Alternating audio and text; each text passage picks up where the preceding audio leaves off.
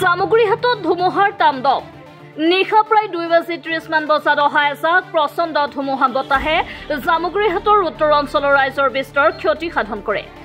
জামুগুৰিহাটৰ টুপিয়া গাঁৱৰ মাজেৰে যোৱা বালিজুৰি সংযোগী পথৰ ওপৰত প্ৰকাণ্ড গছ বাগৰি পৰে, যাৰ ফলত এই পথটোত যান বাহনৰ চলাচল বন্ধ হৈ আছে।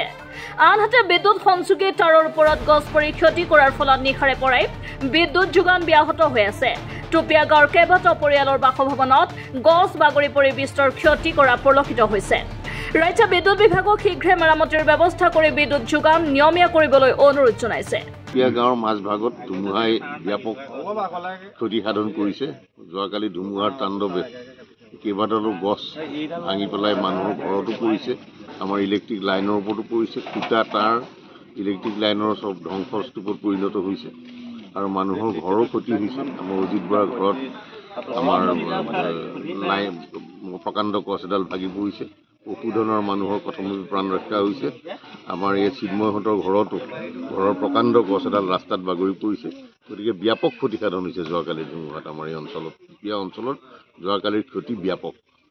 টুপিয়া বালিজুৰি ৰাস্তা ইতিমধ্যে বন্ধ হৈ পৰিছে আৰু যাতায়াতৰ কাৰণে মুকলি কৰিবৰ কাৰণে সময়ৰ প্ৰয়োজন হ'ব, কাৰণ প্ৰকাণ্ড এডাল গছ ৰাস্তাৰ ঠিক মাজভাগত বাগৰি পৰিছে।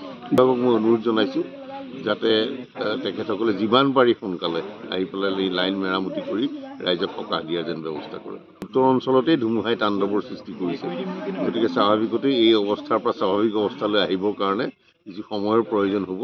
গতিকে সকলোকে ধৈৰ্য সহকাৰে অপেক্ষা কৰিবৰ কাৰণে মই অনুৰোধ জনাওঁ। এই ৰাতি প্ৰায় 2:30 বজাত যি ধুমুহা আহিল, টুপিয়া সদা উত্তৰ অঞ্চলৰ মোৰ প্ৰায় 10জনী গৰু গোহালিটো সম্পূৰ্ণৰূপে ধ্বংস হৈছে।